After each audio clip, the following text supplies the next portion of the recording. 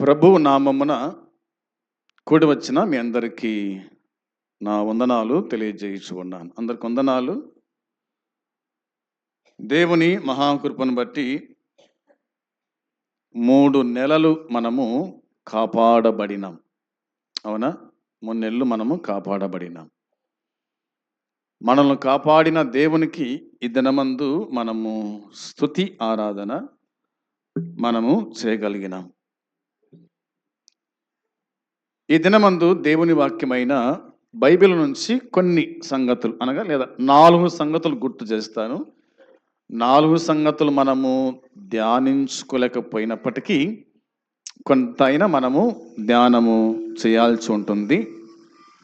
ఒకటి ఏమిటంటే, మనుషులకు కాక దేవునికి ఎందుకు భయపడవలెను?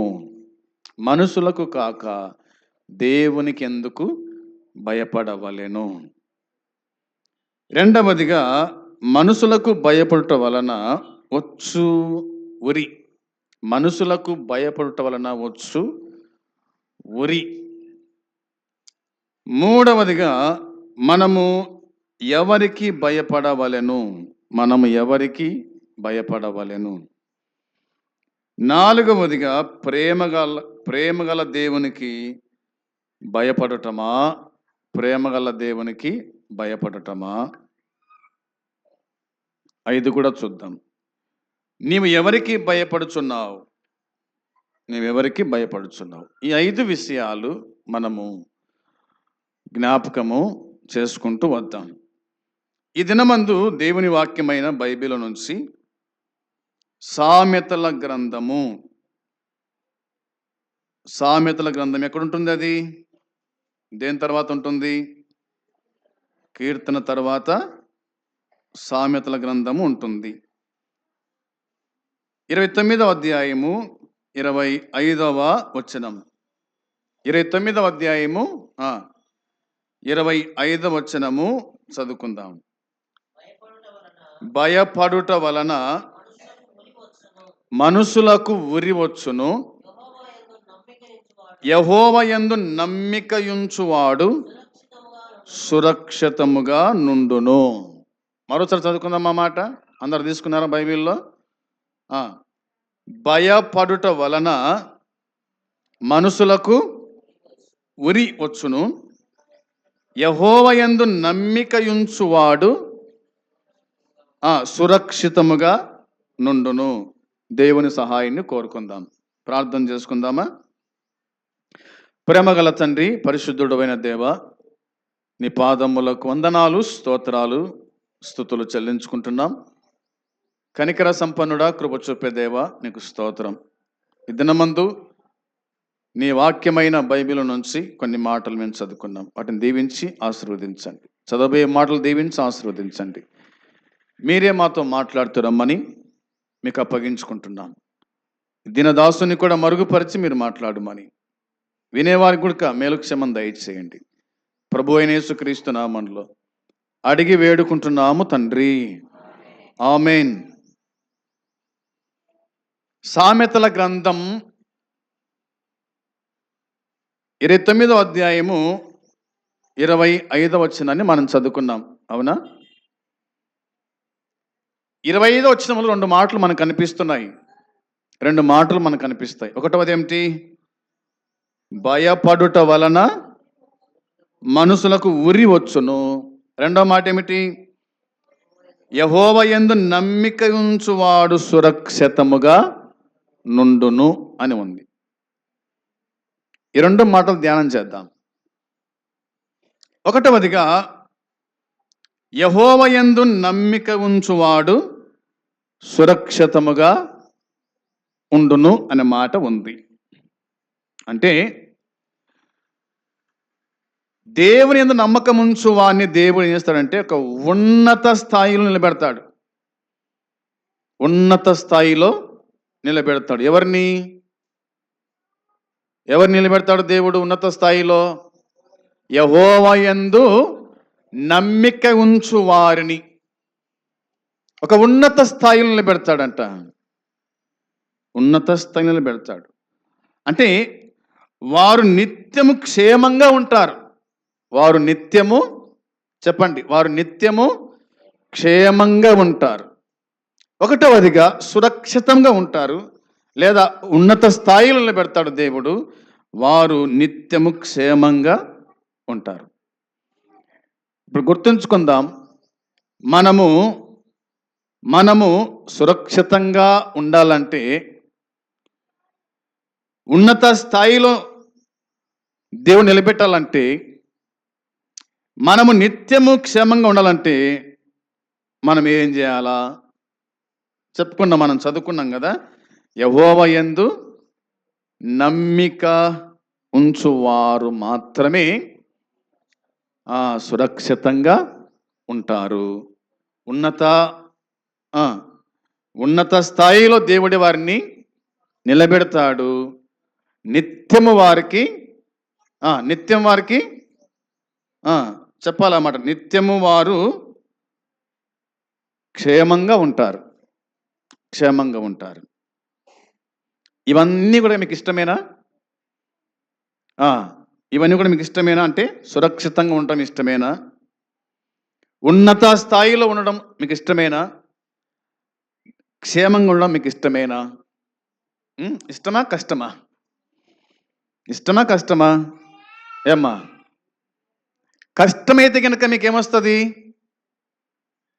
ఊరొస్తుంది అంతే. ఇవి కష్టమైతే అది, అవునా? దేవుని వాక్యం చెప్తున్న మాట 23వ కీర్తన 4వ వచనం చూస్తారా? 23వ కీర్తన 4వ వచనం, 4వ చరణం. గాఢంధకారపు లోయలో నేను సంచరించినను ఏ అపాయమునకు భయపడను. ఎవరు తోడై ఉన్నారు? దేవుడు ఎవరికి తోడై ఉన్నాడు? దేవుడు ఎవరికి తోడై ఉన్నాడు చెప్పాలమ్మా. దావీదునకు దేవుడు తోడై ఉన్నాడు కాబట్టి పలుకుతున్న మాట అంటే, గాఢంధకారపు లోయలో నేను సంచరించినను ఏ అపాయమునకు భయపడను. ఎందుకు ఈ మాట రాశాడంటే, దేవుడు దావీదునకు తోడై ఉన్నాడు కాబట్టి, దావీదునకు దేవుడు తోడై ఉన్నాడు కాబట్టి ఈ మాట పలుకుతూ ఉన్నాడు. దేవుడు తోడున్నంత కాలము దావీదునకు గాఢంధకారమైన, లోయలైన, ఎత్తైన, లోతైన, ఎండైన, వానైన, సలైన ఏమాత్రం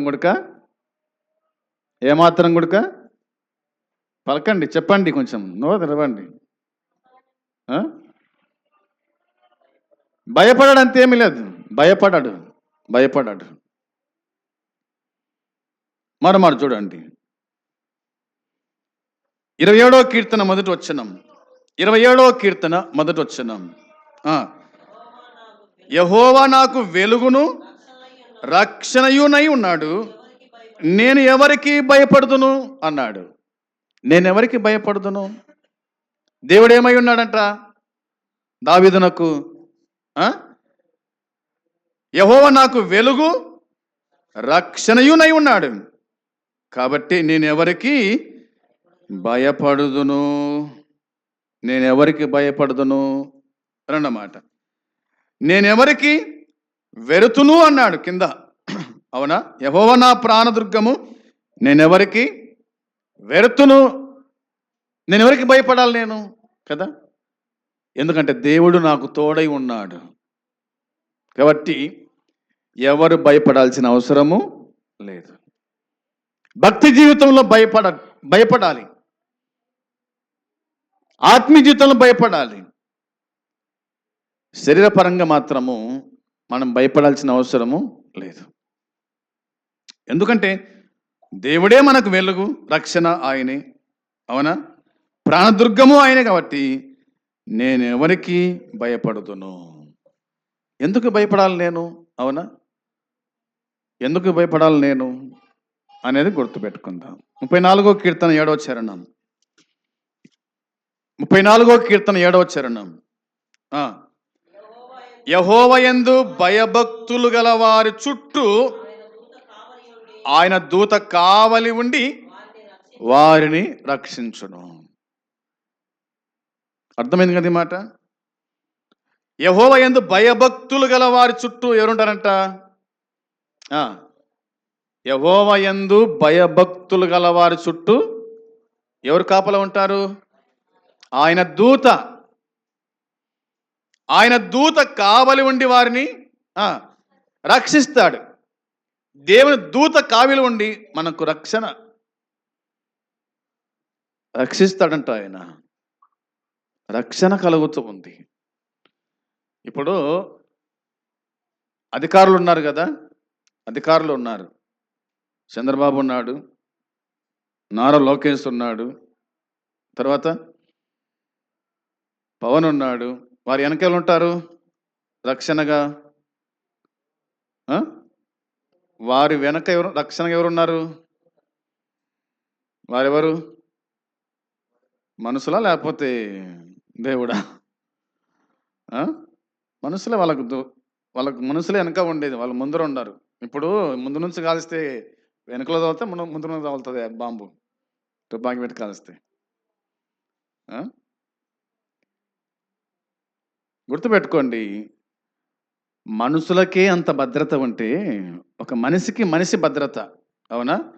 అయితే దేవుని యందు భయభక్తులు కలిగిన మనకు ఎవరు కాపలా ఉన్నారంట? దేవుని దూత. దేవుని దూత కాపలా ఉండుట. నీకు ఏ అపాయము రాకుండా, వీరికి అపాయం వస్తుంది, అవునా? ఈ లోకపరంగా అధికారులకు అపాయం వస్తుంది, కానీ దేవుడు మనకు ఏ అపాయము రాకుండా తన దూతను కాపలా పెట్టాడు. ఆయనే మనల్ని రక్షించువాడు. కంటికి ఏ విధంగా రెప్ప కాపలగా ఉంటుందో దేవుని దూత కూడా తన పిల్లలకు కాపలగా ఉంటాడు. ఎంత సెక్రెట్ దేవుడు మనకు అనుగ్రహించాడు చూడండి. ఒక్క దూత కొన్ని వేల మందిని అతను చేస్తాడు, ఒక్కటే ఒక దూత, అవునా? దావీదు పాపం చేసినప్పుడు జనాభా లెక్కేసినప్పుడు ఒక్కటే దూత ఎంతమంది చంపింది తెలుసా? ఒకే దూతనే వేల మంది. మళ్ళా తన పిల్లలకు రక్షణ ఆయన దూత కాపలగా ఆయన ఉంచేటువంటి వాడు అనే సంగతి మనము గుర్తుంచుకోవాలి. కాపాడుతాడా దేవుడు? ఖచ్చితంగా, ఇది గుర్తుంచుకుందాం. తర్వాత 49వ కీర్తన 5వ చరణం. 49వ కీర్తన 5వ చరణం.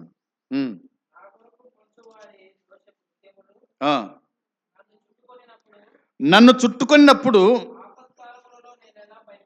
ఆపత్కాలములలో నేను ఎలా భయపడవలెను అని దేవుని వాక్యం మనకు స్పష్టంగా జ్ఞాపకం చేస్తూ ఉంది. ఆపత్కాలములలో నేను ఎలా భయపడవలెను. ఆపదొచ్చింది, నేను ఎలా భయపడాలి? అవునా? ఆపదొచ్చింది, నేను ఎలా భయపడాలి? నేను ఎందుకు భయపడాలి? ఎందుకు అంటే దేవుని దూత నాకు కాపలా ఉన్నాడు కాబట్టి నేను ఏమాత్రం భయపడను. నాకు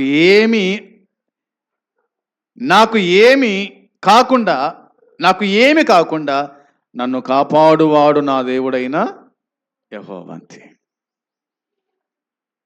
మరి కొంతమందికి అవుతుంది, కొంతమంది చనిపోతున్నారే,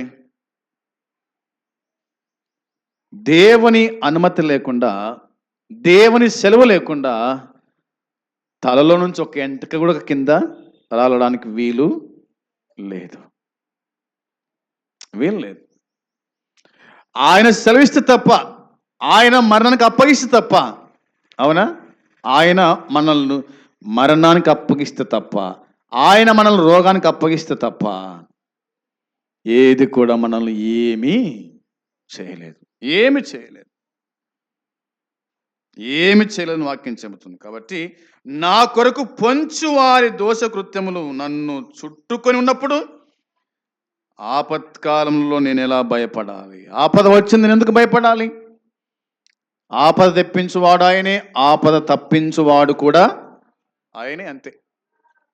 తప్పించకపోయినా సరే, అవునా? ఆపద వచ్చింది, తప్పించకపోయినా సరే. ఏమన్నారు? షడ్రక్ మేషక్ అబేద్నెగో వారు మా దేవుడు మండుచు ఉన్న అగ్నిగుండం నుంచి తప్పించుటకు సమర్థుడు, తప్పించకపోయినా ఆయన దేవుడే అంతే. తప్పించుటకు సమర్థుడు, తప్పించకపోయినా సరే మేము మాత్రం నూనెలో పెట్టించిన పద్మకు మాత్రం మేము నమస్కారము చేయం, మొక్కం, సాగిలపడం, పూజించం, ఆరాధించం. తప్పించకపోయినా సరే నిలబడాలి అని దేవుని వాక్యం చెబుతూ ఉంది. 56వ కీర్తన 4వ చరణం. 56వ కీర్తన చూడండి, 4వ చరణంలో దేవుని బట్టి నేను ఆయన వాక్యమును కీర్తించెదను, దేవుని యందు నమ్మిక ఉంచి ఉన్నాను, నేను భయపడను.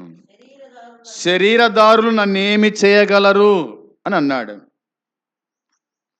అవునా? వాక్యములో మనం చూస్తాం, దావీదు అంటున్నాడు,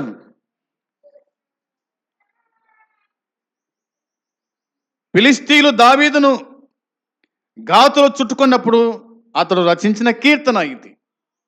కాబట్టి దేవుని బట్టి నేను ఆయన వాక్యమును కీర్తిస్తాను, దేవుని బట్టి నేను ఆయన వాక్యాన్ని కీర్తిస్తాను, దేవుని యందు నమ్మిక ఉంచి ఉన్నాను, నేను భయపడను. దేవుని బట్టి మనం కీర్తించాలా, ఆరాధించాలి. అదే కోణములో దేవుని యందు నమ్మిక ఉంచి ఉన్నాను, నేను భయపడను, నేను భయపడను. శరీరదారులు నాకేం చేస్తే ఏముంది? అవునా? వాక్యం చెబుతుంది కదా. వాక్యం ఏం చెబుతుంది? మత్తయి సువార్త 10వ అధ్యాయము 26వ వచనంలో, మత్తయి సువార్త 10వ అధ్యాయము, కాబట్టి మీరు వారికి భయపడకుడి, మరుగైనదేదియు రహస్యమైనదేదియు తెలియబడకపోదు. చీకట్లో నేను మీతో చెప్పున్నది మీరు వెలుగులో చెప్పండి, చెవిలో మీకు చెప్పబడినది మేడల మీద ప్రకటించుడి. మరియు ఆత్మను చంపనేరక దేహమునే చంపు వారికి భయపడకుడి, గాని ఆత్మను దేహమును కూడా నరకములో నశింపజేయగల వానికి మిక్కిలి భయపడండి. మిక్కిలి భయపడండి ఏమంటున్నాడు ప్రభు? లేదా దావీదేమన్నాడు? శరీరదారులకు నేను ఎలా భయపడాలి? అవునా? శరీరదారులు నన్ను ఏమి చేయగలరు? ఏం చేస్తారు వాళ్ళు అంటూ ప్రభు అయిన యేసుక్రీస్తు చెప్పిన మాట ఏమిటంటే, కాబట్టి మీరు వారికి భయపడకండి అన్నాడు. మీరు వారికి భయపడద్దు. ఎవరికి భయపడద్దు? శరీరమును చంపే వారికి ఏమాత్రం మీరు భయపడవద్దు. అర్థమైంది మాట? శరీరాన్ని చంపే వారికి మీరు ఏమాత్రం భయపడొద్దు అంటే ఏమన్నాడు దేవుడు? ఆత్మను చంపనేరక, ఆత్మను చంపనేరక దేహమును చంపు వారికి భయపడకుడి, కానీ ఆత్మను దేహమును కూడా నరకములో నశింపజేయగల వానికి మీరు మిక్కిలి. ఈ ఆత్మను శరీరాన్ని చంపేది ఎవరు? అధికారం ఎవరికి ఉంది? దేవునికి మాత్రం ఉంది. కాబట్టి మీరు ఆయనకు మిక్కిలి భయపడండి. దేవునికి మనం మిక్కిలి భయపడే వారిగా ఉండాలి. భయముతో, వణుకుతో దేవుని సన్నిధిలో మనం గడపాలి. ఈ దేహాన్ని, ఈ ఆత్మను దేవుడు నరకములో పడేస్తాడు. కాబట్టి ఆయనకు మీరు భయపడండి, కానీ శరీరమును చంపువానికి ఏమాత్రము భయపడద్దు. దేవుని పిల్లలు ఏమాత్రం కూడా భయపడాల్సిన అవసరమే లేదు. ఎందుకంటే ఈ శరీరం మరల మట్టిలో కలిసిపోతుంది. ఇది అశాశ్వతమైంది. శాశ్వతమైంది ఏది? ఆత్మయే శాశ్వతమైంది, శరీరము నిష్ప్రయోజనమైంది. దీనికి భయపడాల్సిన అవసరం లేదు. ఒక సహోదరి దేవుని వాక్యం ప్రకటిస్తూ ఉంది. ఒక సోదరి, ఒక లేడీ దేవుని వాక్యం ప్రకటిస్తూ ఉంటే దొండగులు వచ్చారు. వచ్చి ఆమెను బెదిరించారు. అమ్మా వాక్యం చెబుతున్నావు, యేసుక్రీస్తు గురించి మాట్లాడుతున్నావు, అది బాగుండదు, మంచి పద్ధతి కాదు అని బెదిరించినారు. చాలా దినాలు బెదిరించినారు. బెదిరించిన తర్వాత ఒక దినాన ఆమె వాక్యం చెబుతుంటే పట్టుకున్నారు. చెప్పినా మీరు వినలేదు కాబట్టి శిక్ష మీకు తప్పదు అని అన్నారు. ఆమె ధైర్యం ఏంటంటే వీళ్ళు వీళ్ళు చంపితే ఏం చంపుతారు? వీళ్ళు చంపితే ఏం చంపుతారు? శరీరాన్ని చంపుతారు కానీ ఆత్మను చంపలేరు అని ఆమె ధైర్యంగా ఉంది. ప్రభు కోసమై ధైర్యంగా ఉంది. వారు బంధించారు. ఆ తర్వాత ఆమెకు ఎదురుంగని గ్రీస్ డ్రమ్ము ఉంటుంది కదా, గ్రీస్ డ్రమ్ము ఉంటుంది. ఆ డ్రమ్ము కింద మంట పెట్టి ఉడకబెడుతున్నారు. అమ్మా చూడు, నీ ముందర ఏముందంటే గ్రీస్ డ్రమ్ము ఉంది, ఉడకబెడుతున్నారు కాబట్టి నిన్ను పైన ఏలాడదీస్తాము, కింద నీ పాదాలు నుండి శరీరమంతా దానికి దింపుతాము అన్నారు. ఏమాత్రము కూడా కొంచెం ఉడక ఆమె భయపడలేదు. ఆమెను ఆ గ్రీస్ బాగా ఉడుకుతూ ఉండగా పైన కట్టేశారు. ఆ డ్రమ్ము పైన కట్టేసినారు. కట్టేసి పాదములు దింపారు. దింపి అలా ఎత్తిన లోపల ఎంతవరకు దింపారో అంతవరకు ఆ శరీరం అంతా ఊడిపోయింది. ఎముక మాత్రమే కనిపిస్తూ ఉంది. ఇప్పటికైనా మానుకుంటావా లేదంటే మానుకోను. మోకాళ్ళ కాడికి దింపినారు. మోకాళ్ళ వరకు అంతా ఊడిపోయింది. ఎంక మాత్రమే కనిపిస్తూ ఉంది. ఇప్పటికైనా ఒప్పుకుంటావా లేదంటే ఆహా. నడుముల కాడికి దింపారు. మొత్తం అంతా పోయింది. దేవుని కోసమై, దేవుని సువార్త నిమిత్తమై ఆమె శరీరం అంతా కూడా తల వరకు మొత్తం దేంట్లో కలిసిపోయింది?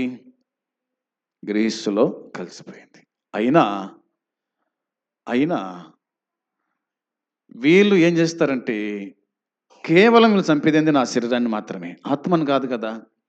ఆత్మను శరీరం చంపేది ఎవరు అంటే దేవుడు మాత్రమే కదా. కాబట్టి దేవునికి భయపడింది కాబట్టి ఆమె తన శరీరాన్ని లెక్క చేయలేదు.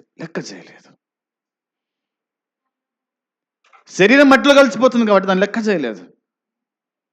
ఆత్మయే నిరంతరం బతుకుతుంది కాబట్టి ఆత్మైన దేవుణ్ణి ఆమె జ్ఞాపకం చేసుకొని తాను మరణానికని సిద్ధపడింది కానీ దేవుని వాక్యం చెప్పకుండా ఆమె లేదు. ప్రభు కోసమై సాక్షిగా మరణించింది. అలాంటి వారిదే దేవుని రాజ్యం. మనుషులకు భయపడితే ఏమొస్తుంది? ఆ మాట చూసి మనం ముగిద్దాం రండి. సామెతల గ్రంథం 29:25 వచనం మనం చదువుకున్న లేఖన భాగమే. 29:25 వచనంలో రాయబడిన మాట, భయపడుట వలన మనుషులకు ఊరి వచ్చును. భయపడుట వలన మనుషులకు ఏమొస్తుందంట? ఊరి వస్తుంది, అంతేమీ లేదు. ఆమె భయపడింటే ఆమెకేమొచ్చు? ఊరి, అంతే. లేదా ఆమె భయపడి ప్రభు సేవ విడిచిపెట్టిన కనుక ఆమెకు నరకమే గతి. కాబట్టి భయపడుట వలన మనుషులకు ఊరి వచ్చును. ఇప్పుడు కానాన్ దేశాన్ని వేగు చూడడానికి మోసే ఎంతమంది పంపించినాడు? కానాన్ దేశాన్ని వేగు చూడడానికి, చూసి రావడానికి ఎంతమంది పంపించాడు మోసే? ఎంతమందిని పంపించినాడు కానాన్ దేశాన్ని వేగు చూడడానికి? చెప్పాలి. ఎంతమంది పంపించినాడు? ఎంతమందిని పంపించినాడు?